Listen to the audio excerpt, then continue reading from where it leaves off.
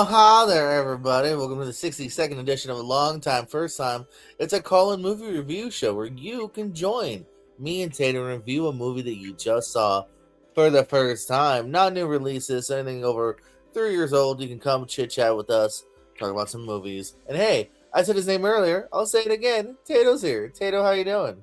Hey, I'm doing good. I saw some movies. I may or may not have seen less movies than usual because I think some sort of show came out in that one thing I like. The Maku? Yeah, I wonder where that could be. But we do got some stuff we can review over, and you can join us here. Link is scrolling at the bottom there, and hey, it's also right here in the comment section for your copy and paste approval needs. Why not start off with a good old classic movie who I don't have ready in the title? Let me see here. I want to make sure I get this classic spelled right. We're talking about Hobo with the Shotgun. One of the greatest titles in all. A 2011 movie with our boy Rutger Hauer here. It is nice, kind of B-level, glory here. He comes, he's a hobo. He even got his little walking stick. He comes to a new town, and it is ultra corrupt. There are some really bad baddies here. One of the first people, that he sees, unfortunately, gets tortured is one of the Trailer Park Boys. That's the only other actor I noticed from this movie. So keep that in mind if that helps or hurts you. And then, yeah, like I said, it's shot in a fun way. It's very gory. All up to the very last moments here, he befriends a local prostitute, as you will. That's what we all do in our spare time. So yeah, I mean, if you like these kind of movies, you can like it even more than I did. If you don't like these movies, you can like it less than I did, obviously here. But I had some good glory fun with Hobo with the Shotgun, 3 stars. So well worth it. Taking a look here at a kind of a grindhouse type feature, if you will. Tater, ever seen Hobo with a Shotgun? I have not. Pez, have you seen Hobo with a Shotgun? So once, I don't remember a lot about it. The only thing I remember it making me very uncomfortable with some of the violence. Like I thought it was kind of more mean-spirited than fun. Like I don't remember having a good time with it. So I remember not enjoying the experience. But to be fair, I have not seen the movie in like whatever it was, 15 years since it came out or something like that. So yeah, 2011. Yeah. So I'm spot on. Yeah, 15 what would you have guessed? Yeah. 2.5. 1.5. Yeah, I don't remember having a good time with it. Nah. Gabadoo, Hobo. No, I have not.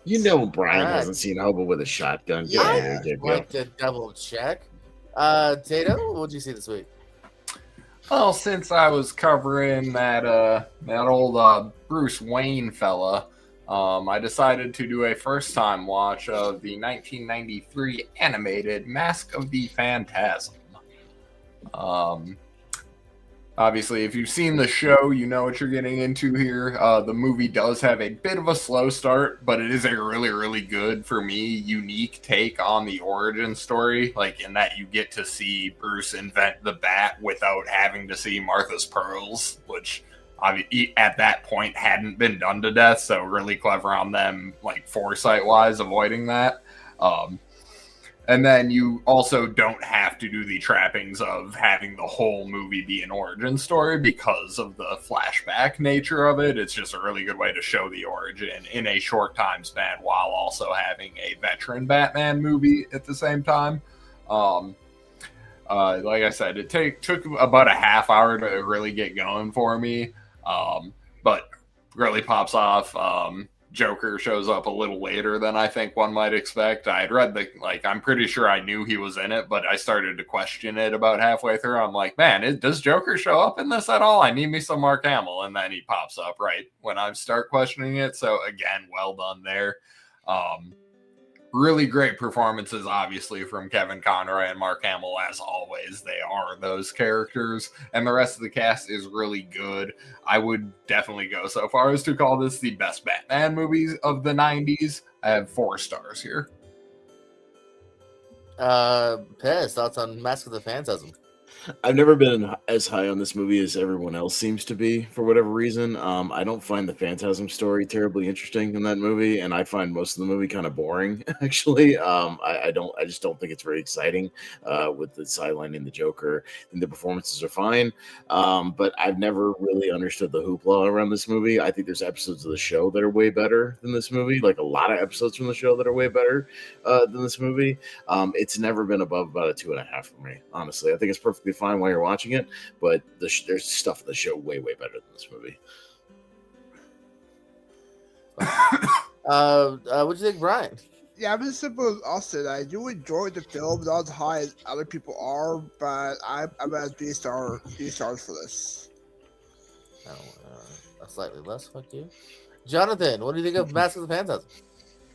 This is very odd. Usually I'm with Austin on stuff, but now I'm with Tato on this. Actually, I actually like Mask of the Phantasm, so I think it's a very appealing film. Mark Hamill does a very good job as the Joker once again. So yeah, same rating, 4. Well, this doesn't always happen. I'm the high guy this week, as far as ratings wise. I'm at a 5. I love this movie here. Again, this is one I grew up on rewatching a lot, along with the series here. I think the animation is top notch. I am intrigued by the story here. I like that it's not just another Joker. That's a slightly different tale. Yeah, this is one I've always dug. Pez, what'd you see this week? I've seen a couple of things recently, but maybe I should just go with the thing I literally finished about an hour ago. So, but it's an older movie. I watched Big Blind Spot for our Sword and Sandals and Medieval Madness tournament, which is tomorrow night. I think Jonathan knows what I'm about to talk about, but I did, in fact, pop in. I've had it on Blu-ray for a long time. Never watched A Knight's Tale. So I watched A Knight's Tale today, and I've never actually seen it. So, and I'm one to admit it. I've never seen A Knight's Tale. Yeah, it was pretty enjoyable for the most part. I could definitely see why people would consider this like a favorite movie or like a comfort movie, you know, if you will. Like if some people just really enjoy, you know, kind of hanging out with these characters. I do think the best stuff in the movie is the gang of characters around Heath Ledger, you know, your Alan Tudyk and your Paul Bettany's, your Ruddies, you know, things like that. Like I think those guys like have a nice camaraderie. They have a lot of charisma. Yeah, Bettany's intros are great. Every time he, you know, stands up and does his thing. I even read he got like laryngitis really bad after doing the movie, you know, whatnot from blowing out his voice. I do think the weak part is kind of the romance story. I don't find like terribly interesting. I think it's okay at best. You know, it's not maybe the best written sort of love story at the center. But I do think Rufus Sewell makes a decent asshole kind of villain, you know, in and out of the movie. Heath Ledger obviously has a ton of charisma. He's, you know, he was a great leading man for the time he was around. But yeah, I think the shine is like those moments where it's just that gang of characters, you know, going from tournament to tournament and doing the jousting, and the jousting scenes are pretty interesting. So no, I enjoyed it. I'd give it like a solid like 4 out of 5. I'd go higher if the romance was a little bit better. I could see it going up on a rewatch, you know, in the future. But I did very much enjoy it. Thought it was very entertaining. Pez, your name is Clarence. Brian, thoughts on Night Sale? Yeah, I saw it for the first time 2 years ago, and I have fun with it. I do love the side characters as well. Twitter, Mark Addy, a lot of fun with Heath Ledger. I'll do it for a rewatch, but as of right now, about 3.5. All right, Jonathan. Yeah, actually disagree with the romance. I thought the romance was well developed, but the gang of people around Heath Ledger, that's the reason why I recommend the movie. It's a lot of fun. It's like one of your 90s movies with A Knight's Tale. That's basically what it is, and it's a lot of fun. So yeah, I'm actually with Brian on this. This is a 3.5 star movie. Definitely recommend it. Mm-hmm. Mm-hmm. I will 3.5. Yeah, it has been a hot minute since I've seen it here. But yeah, I mean, like good chunks of it here. But yeah, it's one that I personally never been to the next level on. But again, it has been a long time. But 3.5 still a solid review. Jake Tato. I've never seen this movie yet this year with Jay, which is weird. Yeah, I adore this movie. Jay and I have watched this movie together 5 times, and there is definitely more on the stack, I'm sure. I don't know. This movie is perfect for me. 5 stars. I adore everything about it. I totally get why it'd be like somebody's like one of their favorite movies if they just like hanging out in this world with the characters. Like I totally get that, you know what I mean? So yeah, you can see that in movies sometime. I have another movie that I'll talk about that's similar to that, where I can see why people going just to watch it for the characters and hanging out with them. Brian, what did you see this week? Yeah, for my long time, first time for my recently did my birthday episode this past Tuesday, so I rewatched The Winter a bit. Good gems for since you all my episodes, and I really dug it. It's one of my favorite Saturn films. He's playing a completely different character than he normally does. The sounding bars are perfect for this type of film, and love the romance with him and Julia Fox. Some good tension, a lot of good tension, a lot of good anxiety. Good support forwards by Kevin Garnett. Really pops up in there as Keith Stanfield. 5 stars for me. Jonathan, thoughts on Uncut Jams? Uncut Jams, yes. It jams for sure. With high cut anxiety and tension all the way through the movie. My personal favorite performance from Sandler and his movie as well. Great performances around him, including Julia Fox and Idina Menzel. She's very underrated here. It's a great film, especially the ending. Yeah, I smell when the ending happens. Like, yeah. So 5 stars for me. Yeah, love this movie. Yeah, a real just like good time, a real like adrenaline rush here of this movie here. It gets off. I actually just started to rewatch myself I think last night. It was my fall asleep movie, so I didn't finish it. But still, even that first bit, just kind of getting to know him. He's owing money to different people here. He's got people yelling, and he's trying to deal all these different deals. And yeah, this is a different Sandler than you're gonna get out of anything else that he's done. And he's really great in it here. So, there are some things that don't. I just have it at 4. I have it even 4. I do think it's a really good movie. Tato? Yeah, I think I brought this myself recently when I was caught up in all of my Sandler nanigans. And I definitely gave this movie a huge love fest, and I will echo it now. It's pretty perfect. I can't remember, 4.5, 5, whatever. It's, yeah. Pez? Yeah, I'd give it a solid 4.5 or so. I haven't seen it since the theater, just because I'm afraid to go back and watch it because it gave me anxiety watching it in the theater. But it would be a great, you could call it a bad decision double feature with Marty Supreme for sure. Just character self-destructive bad decision, character movies. But yeah, very good stuff. John, what did you see this week? Yeah, I saw a movie that I did not know that I had on my Fandango until recently. For tomorrow, with Austin talking about Swords and Sandals movies, Dragonheart. Yeah, I saw that movie for the first time. So it's basically a boy and his dog story turned into a man and his dragon story, where the last dragon, voiced by Sean Connery, and a knight, played by Dennis Quaid, have to unite to defeat the evil king, played by David Thewlis, who shares half of the dragon's heart. So yeah, basically that's what it is. It is thin in screenplay.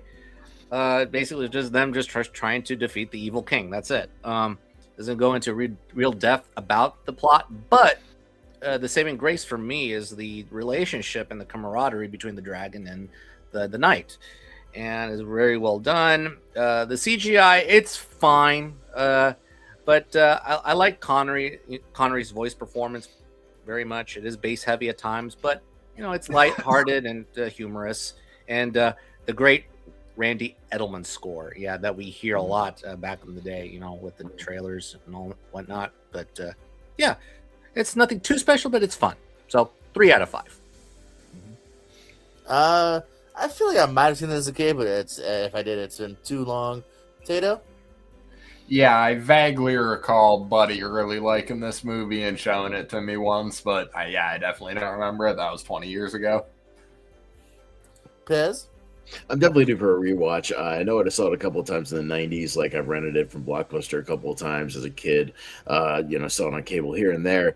I'd be lying if I said I had seen this movie within the last 20 years or so. It's been a hot minute since I've watched it. I do know the score pretty well. I have listened to the score here and there because you heard it in a lot of late 90s trailers. They would recycle that score for trailer music. But I do remember enjoying it for what it was, and I think like kind of young young adults, teenagers, young kids would dig it. So for sure. Nusabaum. Have not seen. Well, my first movie, one of you saw it, so I think I need to figure out a movie that nobody has seen but me. So let's get back to normal here. Lower Learning, a teacher comedy with Jason Biggs, Eva Longoria, and Rob Corddry here. It's not a great school here. It's got the lowest test score, so it's getting threatened with being shut down here. Jason Biggs is a teacher who at first is kind of also losing his luster as well with these darn dumb kids. Later on kind of finds his spirit again. There's some sporadic laughs in this to where I wanted to like it more than I did. It's one of those kind of 2 steps forward, 3 steps back kind of movies where it's like every once in a while I'll chuckle at something Rob Corddry says, or chuckle at something. They go back to Will Sasso, who has like an underground like wrestling or boxing like league with the kids. So there's like sporadic laughs here, and there's other stuff that just it's eye groaning, it's rolling your eyes. It's also mean spirited at times too, that like doesn't gel with some of the other way it is. Some of the kids are not great actors, also have sporadic laughs. Like there's moments in this, but again, you want a little bit more from it here. And unfortunately, I can't say that I more than mildly chuckled a couple times. So I didn't hate it. 2 stars, but not enough for a recommendation. And this is where we quickly say I have not seen this. Tato? None of us have seen it. All right, I love this movie. Yes. I have a tattoo of it. Pretty much. Yes. It always shows up, Brian? yeah, I haven't seen it, but it always shows up on Tubi for some reason. Hey, probably where I watched it. That or free on Yeah. Fandango. It's definitely free somewhere. Yeah. Tato, what else you see this week? Interestingly enough, I also watched a movie. This is a long time for me about a struggling school situation. But because I'm me, I also need Chael Sonnen and Jason Miller and Boss Rutan to show up in this struggling school situation. I rewatched. There comes the boom. Selma Hayek? Yeah, here comes the boom. Oh, okay. I think I caught this around when it came out on DVD. I think my mom was like working at a DVD store, like a rental at the time, when those places exist for the kids who do not remember. I remember really digging it and stuff as a young MMA fan, and I thought there were some decent laughs in it. But on this watch, very slow start. I was worried about shit, did I just have rose-colored glasses on this one?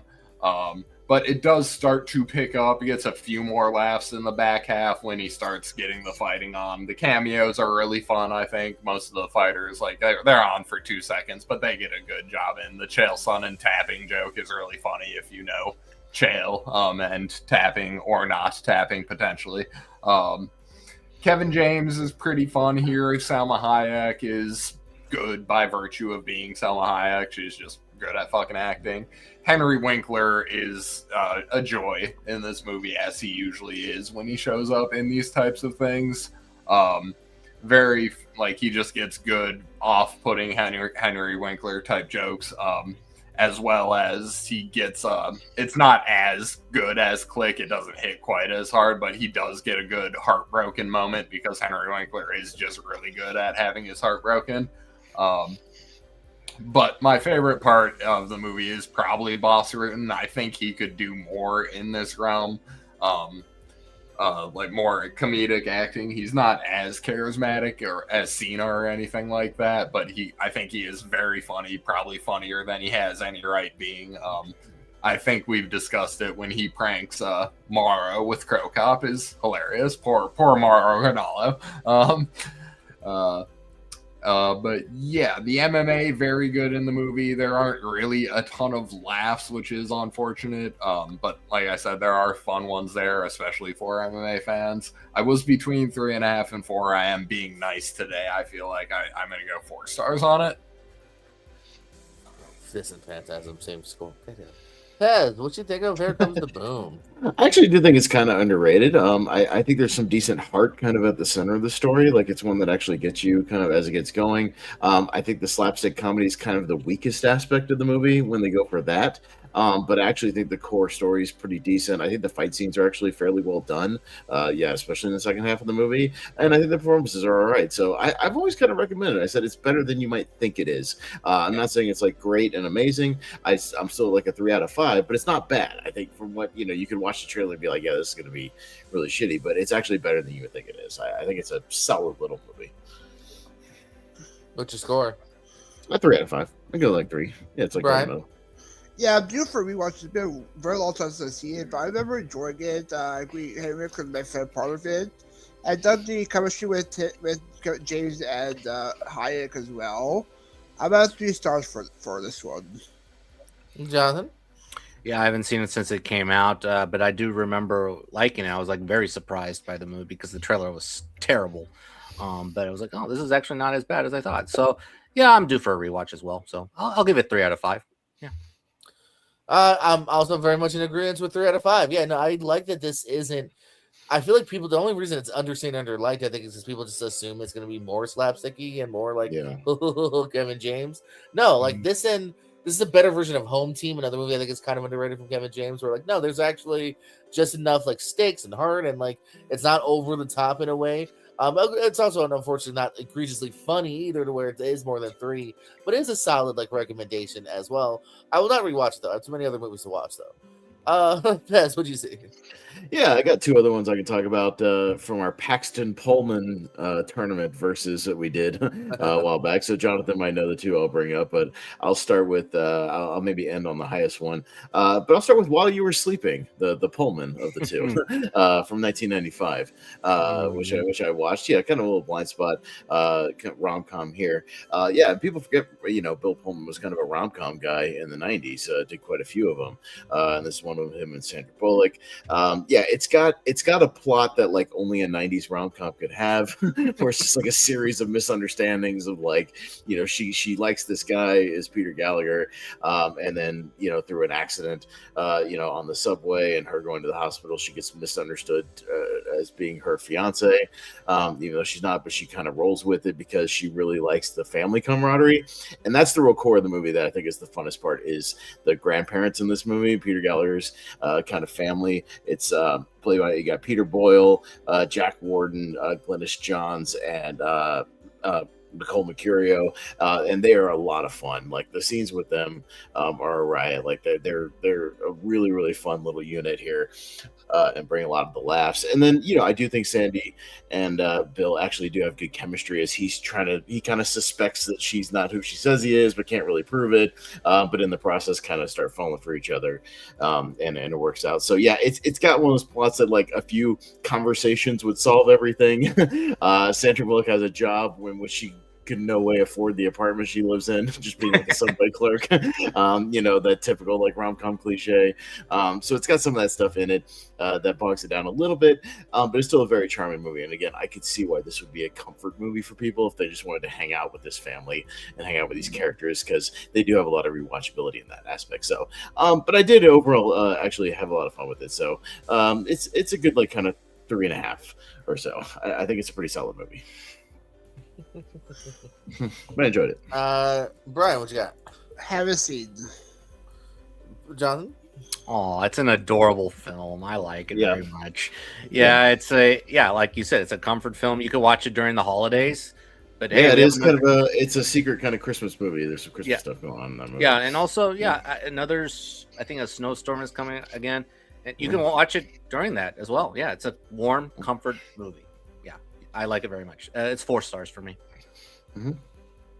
I'm at 3.5 myself. Yeah, I saw it a few years ago. Yeah, like you said, just Sandra Bullock's perfect. Very much she's a charmer. So yeah, a 90s plot can kind of get away with it. I think more so than like a creepier plot like Lace recently. What was it? Overboard was like that plot's just inherently kind of creepy. So, but it works. Like I said, it's just charming enough and and cute enough to where it's definitely a decent enough recommendation. Tato? Mm-hmm.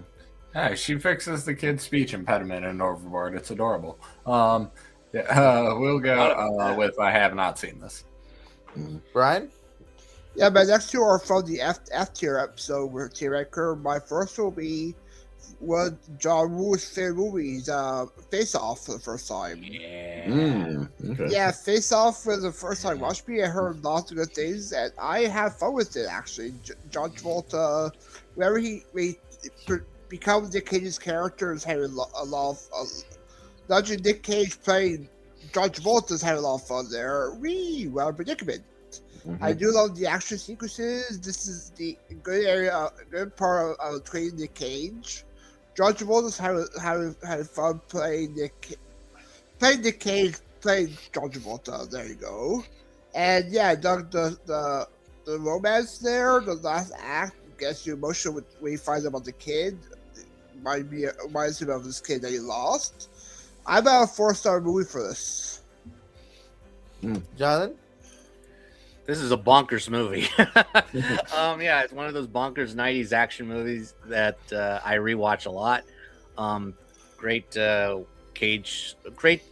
I think it's the middle portion of the Cage action trilogy. But yeah, I give it a 4-star. Give it 4 stars as well. I think it's a little too long, but yeah, I think it's a really good movie. Mostly for Nicolas Cage, he's really good in the movie. Mm-hmm. Yeah, I'm at 4 stars as well. This one I grew up digging this here. This is Con Air as well. I think I grew up a Nicolas Cage fan. And yeah, I think it's a weird, wacky concept, but with some good direction from John Woo. I believe, was that a question like 20 minutes ago, Nathan? I think it was. It's just fun stuff. Yeah, 4 stars. Sato? Yeah, it's been a minute since I've seen this one, but I definitely recall having fun with it. Both the echo. I'll just echo all of your sentiments. Nothing you guys have said has been wrong. Okay, no, I asked about Hard Target Mission Impossible 2. Okay, I know I asked about someone who John Still John Woo. Yeah. Oh yeah. No, yeah, totally. I'm pretty sure I've asked the Hard Target something else as well. Yeah. I think I did the Hard Target Wind Talkers because he directed Wind Talkers with Nick Cage as well. Hard Target, get him to the Greek. But yeah, so no, I'm on the 4-star train as well. I think it's a lot of fun. Yeah, Nick Cage had a fun 97 between this and Con Air. Yeah, two really good time, action movies. I do agree with Jonathan. I think it's a little too long in the third act. I'm a little exhausted by the time it gets to the boat chase at the end. I'm like, all right, we need to wrap it up a little bit, kind of get there, just kind of getting the movie over with. But yeah, the performances are what really sets it apart. And yeah, when John Woo amps it up, he knows how to do the action and the gun fu. So it's a good time. Brian? That was his movie. He did Face Off. Yeah. Do you still like it though? I just want to make sure you haven't. Yes, Jonathan, he's like, thinking about it more. I don't know, 3.5. Yeah. Or I'll next Shelton. So yeah. Jonathan. All right, my next movie I watched for the first time, King Arthur. Yeah, the 2004 film King Arthur, directed by Antoine Fuqua. So to clarify, I watched the director's cut. So yeah, I think it's R-rated. I don't know, but. So I don't really need to sum up the whole story here. You know what it's about. But it's technically very good, from a production standpoint. And I did like one action sequence very much when they're on the ice, and they're fighting against one another. And Keira Knightley and Ray Winstone are very good here. But I feel like they're going through the motions. I think it was just no enthusiasm whatsoever. They look like they want to make the next Gladiator because Gladiator was such a success. Here, it just, I don't know, it doesn't really work for me. I don't think Fuqua was the right person to direct this film. The last battle sequence goes on forever. I mean, it's just not very appealing. Yeah, I think it's just kind of a disappointment for me. I think it was not very good. So I'm going to give it 2 stars. Yeah, this is one I have not seen. Tato? I have not. Pez? Saw it in the theater. I don't remember a lot about it. I might have dozed off once or twice while I was watching it, honestly. I did. Yeah, I remember being kind of long, not as interesting. Yeah, and just not one of the better medieval or Sword and Sandal movies around that time. I much prefer like Troy or Kingdom of Heaven the year after that, things like that. So, yeah, kind of much better movies. But yeah, it would probably be in that rough 2-star territory for me as well. Yeah, something like that. Yeah, I dozed up twice. Yeah, right. Have not seen. I've not seen. Yes, all right. My last one of the week here, Baby Boy, Gotta talk about a Tyrese Gibson led movie here. That's not one that sentence you can say a hell of a lot. So this is a movie. What was this? 2001 actually. This came out here. I remember we rented it from the library, and then Taraji P. Henson's naked, and my mom said I couldn't see it. So I finally got to it in 2026 because Mama can't stop me from watching boobies. But anywho, so this is a John Singleton film. Just thought I'd give you some background on my baby boy history. So Tyrese Gibson's a bit of a mama's boy. He literally has two baby mamas, but he actually wants to just stay home with mom because hey, she cooks and it's kind of easy and rent's paid. Why would you leave? Taraji P. Henson is the one that he kind of does like more than his other baby mama here. He is kind of a dipshit. For a moment of this film, I was like, man, I really hate this guy, but it is much more of just about that life. You're not necessarily, I think, supposed to like this guy at first, and he kind of does learn a little bit as the movie goes along.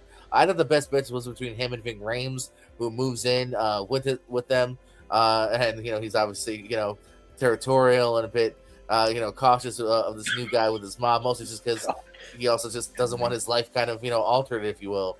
Taraji's really good as this person that loves him despite his flaws too. Like there actually is something kind of like nice and earnest about that in a weird fucked up way, because at the same time you're also kind of hoping she leaves his ass for a good chunk of the film.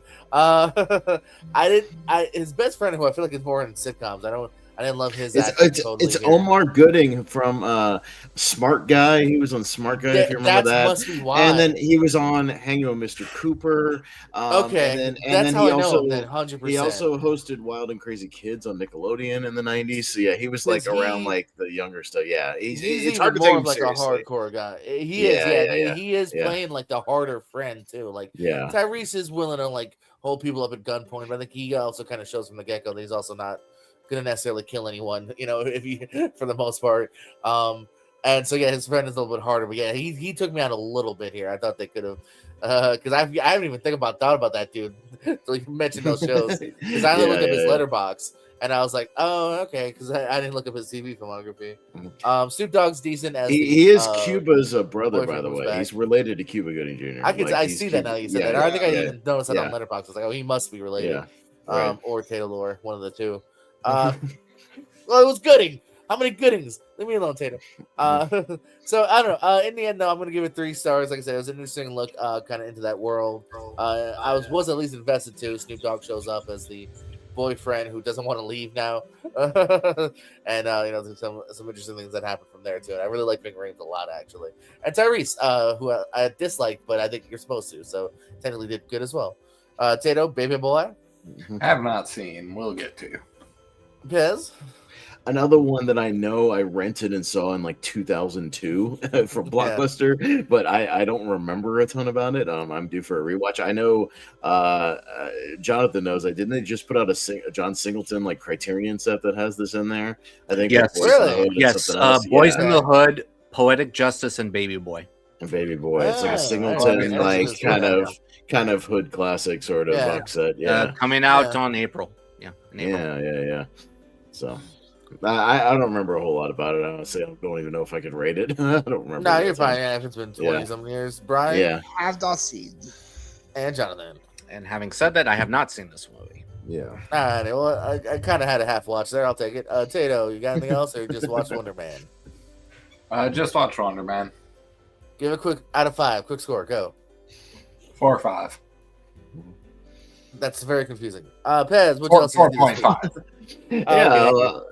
I'll give you one more for the week. I'll give you the Paxton half of the Paxton Pullman that we talked about, and one that I was very high on. I had a great time with. A Simple Plan, the Sam Raimi film from 1998, which was a blind spot for me and one of my few Raimi blind spots, and a lot of people forget that he directed that movie. That's definitely an ASAC question at some point, I'm sure. Directed that movie. So I've been filling in kind of my Paxton gaps because he's one of my guys. And by the way, if you happen to have a way to pull up the poster for this one, JPO, I always thought that Billy Bob Thornton on the cover looked a hell of a lot like David Cross, and I thought for the longest time it was David Cross in the movie, not Billy Bob Thornton. He looks exactly like him on the poster. Like, it's insane. But anyways, so it's about Paxton on Billy Bob, and it's one other guy. Who was the other guy? Brent Briscoe. So these three guys, kind of local yokels, they end up stumbling in the woods upon this plane that's crashed, and then the pilot's dead, and there's a bag with like $5 million in it. And they, if you look on the left right there, does that look like David Cross? But it's Billy Bob Thornton. It's a little odd. The glasses do it. Yeah, the glasses do it. But anyways, so they find the money, they kind of hash out over it and decide that they'll maybe hang on to it but not spend anything and just see if it kind of blows over. Nobody figures that out, and it's a bad decision movie. And I know Jonathan's seen it, but I know JPO on one of these episodes you said you saw Last Stop in Yuba County, right? Like the one I recommended. It's a very similar movie to that, where it's just a lot of people making like domino bad decisions over money and stuff like that escalates to people dying and people getting hurt, things like that, and people getting into trouble. So they have to keep covering up for some bad decisions where like somebody will see them doing something shady, or the cop in town gets a little suspicious, or some people come looking for the money, and so they're trying to like keep everything hidden, but they're also kind of maybe double crossing each other and plotting each other behind each other's backs. So it just kind of snowballs out of control. Another very cold movie you can watch in the winter. It takes place in the wintertime, kind of around New Year's. And so, yeah, in this kind of cold town. But very, very good performances, man. When you pair up Billy Bob and Bill Paxton, like one false move, there's really some magic there. And I think this is one of Billy Bob's more nuanced, kind of funny performances. He's kind of a duncy character, but who you feel a little bit of sympathy for. This is one of Paxton's better performances. I think he's a really underrated actor just in general. You see movies like this, it's not always like the Twister guy, things like that. The kind of bigger performances or Aliens. He really has some dramatic chops. So if you haven't seen this one, it's a really sneaky good little kind of small thriller, and it really, really works with some excellent performances. So this is like a 4.5. It's really, really good, and I'll definitely go back to it at some point. Brian? Haven't seen it. Yeah, Jonathan did mention in the chat if he's not back that he is at 4.5 as well. So Jonathan's a big fan. Yeah, we both watched it for the episode. Yeah, and kind of recommended it to each other. Yeah, and we both enjoyed it a lot. Yeah, no, I feel like this has been on my radar almost more recently than anything. I even looked up Sam Raimi earlier because Malcolm was gonna do. He's from the poll. And I was like, have I seen all of Sam Raimi's? Like, I haven't seen that, so I'm not gonna. I didn't vote for it. Right. But it's definitely on my watch list, and even more now after hearing those reviews. We'll go back to Jonathan though if you want to talk about it real quick. I did say you said 4.5. Yeah, I loved it. It's a very good movie, very bleak. Yeah, not really rewatchable, but I do want to rewatch it sometime near the future because it's a really good movie with great performances by Paxton and Billy Bob and Bridget Fonda as well. And I do recommend Send Help, by the way. It is a good movie. Agreed. Brian, have you seen this though? Oh no, Tato is last. Sorry. Tato. No, but I have seen Derek Comedy's emo song. Brian, you got anything else this week? Yeah, but last one was another one like in the Bad City territory, Fargo for the first time. Yeah, kind of a similar movie to A Simple Plan in a way, like a small town, wintry. Yeah, a lot of cold movies. There. But yeah, this one I was on my watch list for a while and I decided to check it out. I really dug it. I loved the mystery aspect.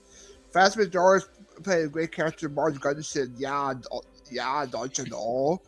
Steve Buscemi, Pierce Joe Mario were my favorite parts of it, and the two henchmen there trying to do the kidnapping. But really, it basically was great to stand out. Jerry Lundegaard. I have a 5 stars for me. I really dug this a lot. 5 stars. Sweet. Jonathan, thoughts on Fargo? Yeah, I don't say it that often. Fargo is a perfect movie. I think it's an excellent movie, top to bottom. Great performances all around, and the more you pay attention to certain scenes, especially the scenes between McDormand and her high school buddy, it makes more sense than you think. So, 5 stars. One of the best movies of all time for me. Actually, here, hey, Chris, you seen Fargo? Yeah, I saw Fargo like 2 years ago for the first time. I love Fargo. One of my probably my favorite Coen Brother movie, actually. Like just great mystery, great performance. I love Steve Buscemi and Peter Stormare stuff a lot. Yeah, really good. The TV show also fantastic. That based off it. Well, Score? You've been here before. Score.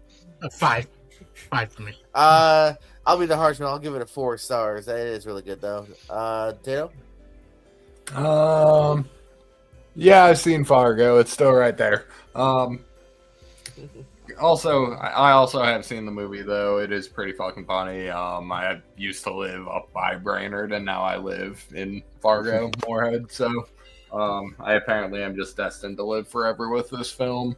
4.5 stars. Pretty accurate to the location. Pez? Yeah, Fargo rules. 5 stars. Jonathan, what else you got? Okay, I'm gonna bring up another snowy movie. Actually, the second half is more of a snowy movie. I had not seen this in a long time, like probably 10 to 15 years. So, Spies Like Us. Mm. Yeah, 1985. I saw it on Tubi. Come on. Of course. Of course, it's Tubi. It's not my stream where I throw up the logo for you, but it's not my stream. No, of course. So it's about a code breaker and an envoy portrayed by Dan Aykroyd and Chevy Chase who meet during a foreign service exam when after one is not being prepared and the other one openly cheats. But they are hired to become expendable covert agents as decoys to draw attention away from a more capable team. The first hour is funny. It's a very funny movie. That's one of the jokes there. It's hilarious.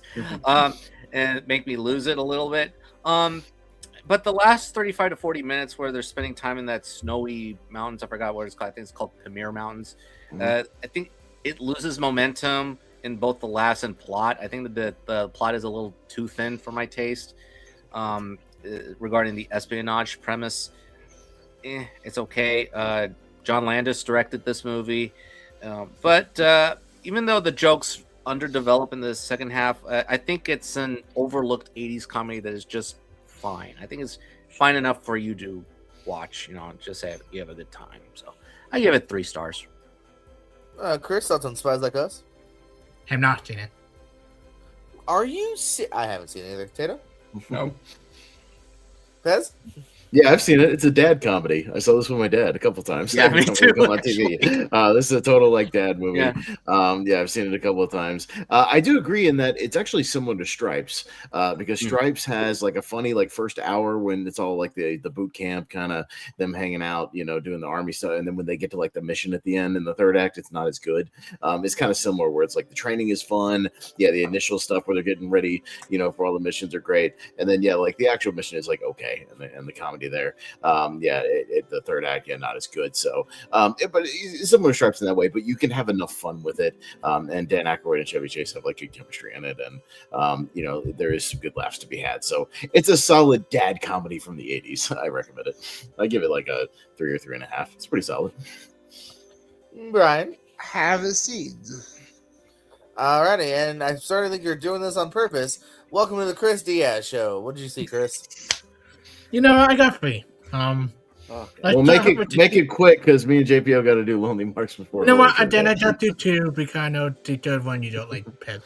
And I love it. Well, now I want to know that one. Just do 3 quickly. Go. Yeah. I know. Let's start with the bad. I Frankenstein fucking sucks. I love Cool idea, but a lot of these stuff for his thing is a little brutal to watch.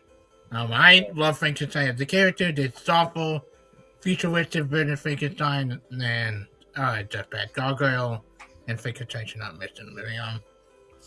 Then the second worst one, I also want to do the Coho.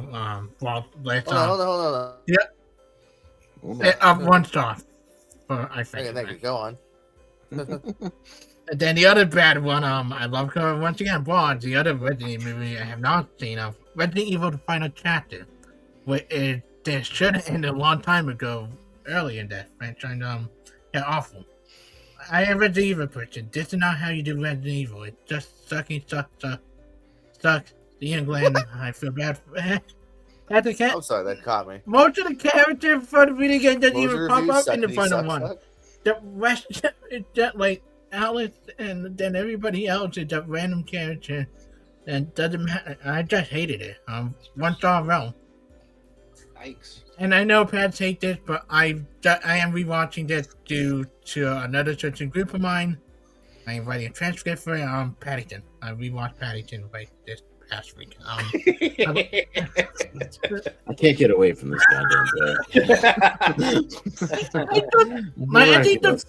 I think people love the second one and talk about it more than the first one. The first one still fantastic. I had that heartwarming stuff that made me smile. The thing with the Duffel Code, like him trying on the Duffel Code for the first time, and it's me passed battle from family to family. And like even the stuff with like Jonathan and Judy, I think get a lot more to do in the first one rewatching than they do in the second one. And this stuff is really good at character development. Even Mr. Brown, I see Hugh Bonneville and much as Paddington in the Heart and Soul, Hugh Bonneville so good at Mr. Brown and also won the Heart and Soul, all three movies. Same with Mrs. Brown, Stanley Hawkins. Yeah, it's 5 stars. They're one of my favorites. See, look at that menace to society just wrecking that house. Get that fucking bear out of there. He's wrecking, he's just flooding this house. Like, dude, you know how much flood damage, how much that sucks to fix? Like, look at that stupid bear, man. Get rid of him. God, man. Send him on a train out of there. Well, I guess we'll rapid fire everyone's thoughts real quick because you went so quick that you didn't give anyone else the time to chime in. I Frankenstein and Resident Evil both have very much the same review for me here. 2 stars. I don't egregiously hate them to that next level. There is some whatever video game fun to it, but again, not enough to recommend by any means. And then Paddington's fucking awesome. Yeah, the first one is just 4 stars, but it's still a very solid movie here. Tato, thoughts on these 3? No. Sweet. Pez? I don't like any of these movies. 111 or well, you haven't seen Paddington. We can't review Paddington. What's your stars? Of course, I've seen Pat. I've seen both of them. Oh, you did? Okay. Yes. Well, that's why I don't stars. like them. I Frankenstein's like a 1.5. Max Landis is not as talented as John Landis, obviously. Resident Evil. Whoa!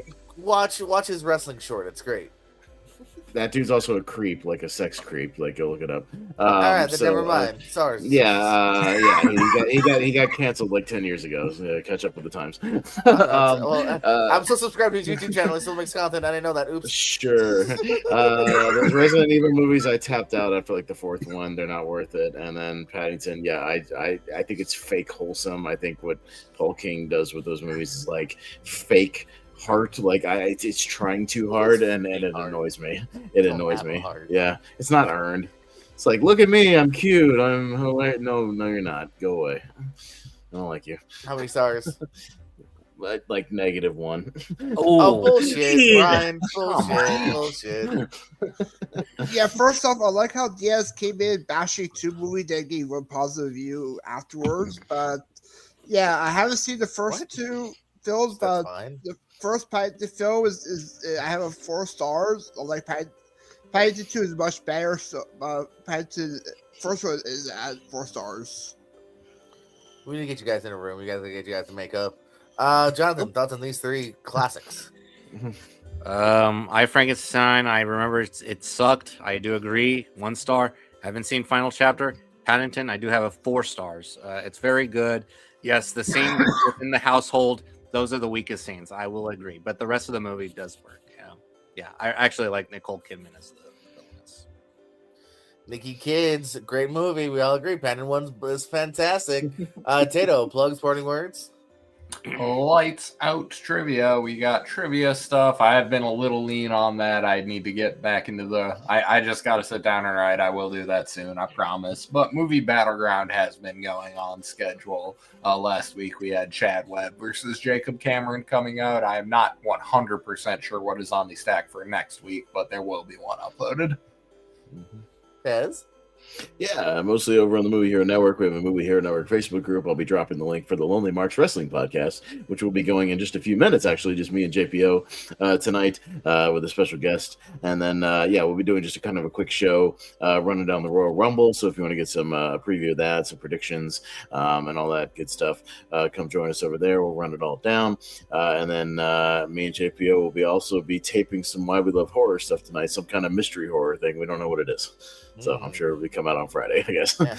So maybe we're on teams, maybe we're enemies. We don't know. And then also we don't know. One will air soon too. We'll find out. Yeah. Our one-on-one will air soon too. That has yet to. Oh yeah, no, we did tape that the other night, so Yeah, that should come out this week. Yeah. Brian, We all know that ISO Speed is going to show up at the Rumble, right, guys? But I'm plugs. gonna be legitimately pissed if that happens. But go on. Yeah. Plugs. Yeah, you can find about Movie Her Network. I was just received from my afterward trade. I'll be back there for probably the T-Rex or Turf coming of age. Multiplex Trivia, TBT, have a match filled array for Multiplex coming soon. Be uploaded then, but yeah, anywhere else you can find me on. Jonathan. Yes, social media platforms, different variations of Cinecaro. Instagram, I'm doing Movies of 1996 tournament. I already posted news about the National Film Registry stuff. And you'll see me tomorrow on the Movie Hero Network talking about Swords and Sandals and Medieval Madness. Yes. So, yeah, we'll have fun there. Christopher Diaz. Yeah, you can find me here. Yeah, ASAP tournament. When we get to round 2, me versus JPR up here. And then Letterboxd. I am reviewing 5 Sundance virtual film stuff because I am paid for 5 of the virtual screening.